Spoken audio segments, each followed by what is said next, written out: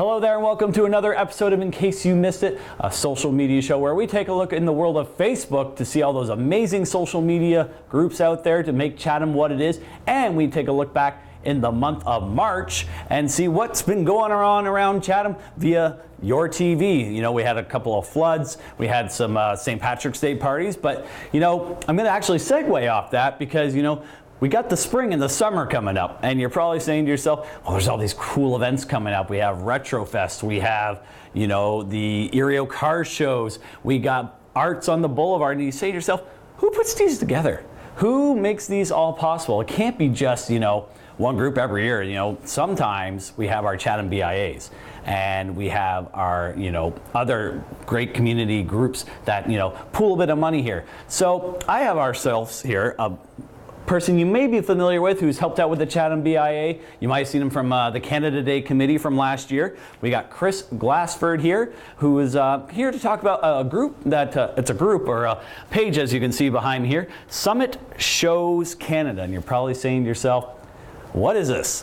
Where is this? Well, I've seen this up on Facebook, but I feel like it has to come from the man himself. So Chris, thank you for coming on the show here. Yeah, no problem. So let's talk a little bit about Summit Shows Canada. How did this all begin? Well, Summit Shows Canada kind of just started on the heels of Canada Day last year. I was excited about doing something in the community. Events have always been something I've been interested in, and started Summit Shows to kind of take over some events for this year. Perfect, yeah. And I think it's great. So I'm going to go back to Retrofest when you had worked with very closely with the Chatham BIA, you know, helping stuff out. How did that all kind of say, you know, I really want to just, again, start this group up and, you know, start some new events like Summerfest that's coming up?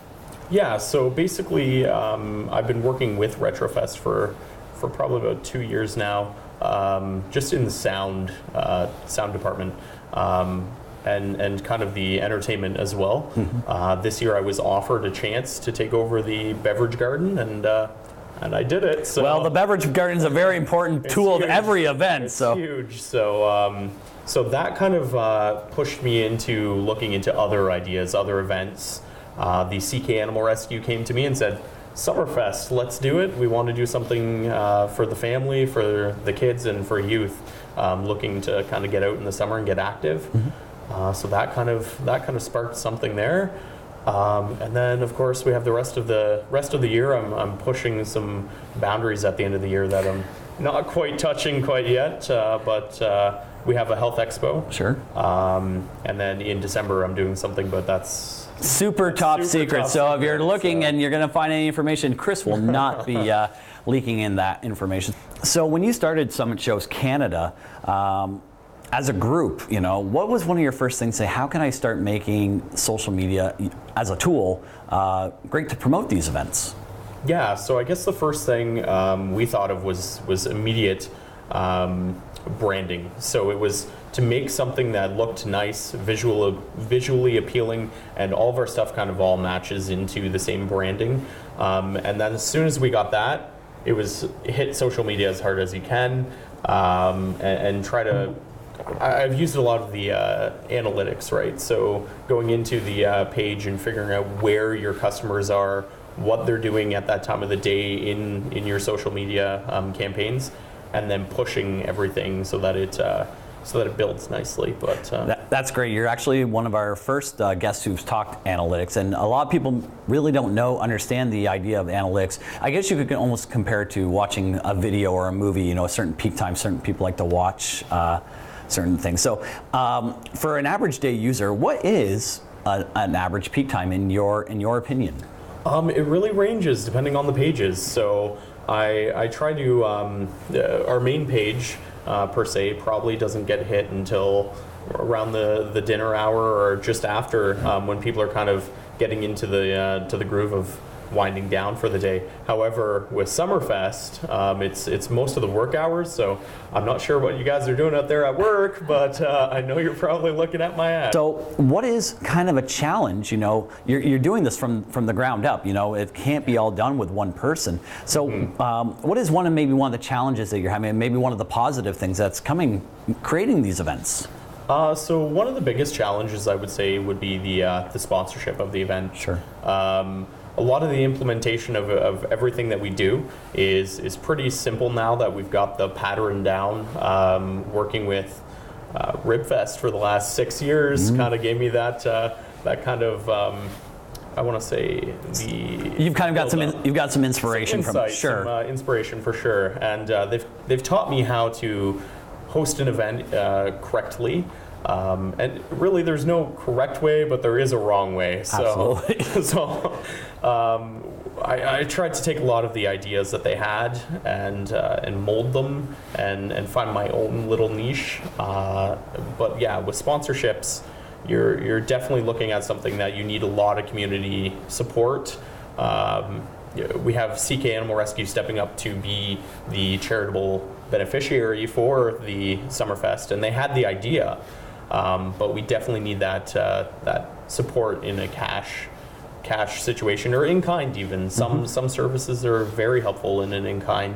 Yeah, all it takes is if you're bringing out a garbage can, it's sponsored by so and so. You know that sometimes that's all it takes. Everybody. We talked about the challenges, but what's one of the positives? Maybe bringing on volunteers or just helping out at some of these events. Yeah. So the positive is for any volunteer to get involved. They're getting out there, they're doing something for the community. When you're working with one of the charitable shows, you're helping that charity out. When you're not working for one of the charitable shows, and I can't always do charitable stuff, but I try. The nice thing is Summit Shows is building to become self-sustainable, to help charities, to help smaller groups that don't have that option to just set up a festival next weekend. So it is something that all around becomes some sort of charitable benefit.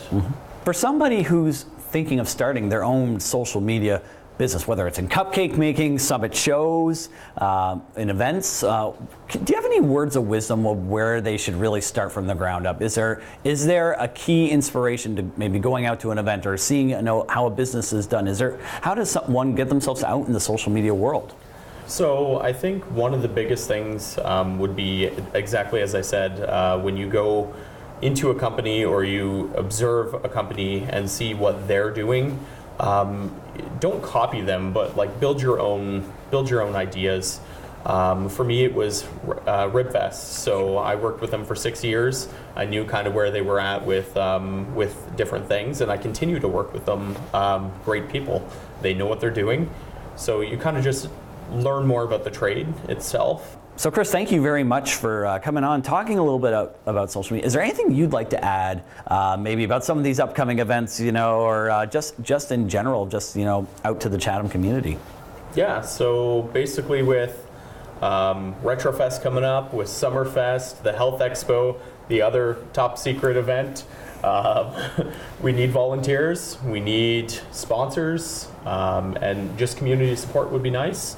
You can find us on Facebook at Summit Shows Canada, and we do have our website too, summitshowscanada.ca. Perfect, that's great. Well, Chris, thanks again for coming on the show and talking a little bit about the awesome summer that you've got planned up and some of the top secret things that we're probably very excited to hear about. Now, Chatham-Kent, in case you missed it, let's take a look back at some of the events that happened back in March. We had that really interesting flood that happened in Chatham and Thamesville, so we had some great coverage from there. Rebecca Reimer's got another awesome edition of Your Sports with the Chatham Curling Club, and Steve Bottrell has his next segment of Live Your Purpose, and he's going to teach you a little bit about Pilates. We'll see you next month for another episode of In Case You Missed It.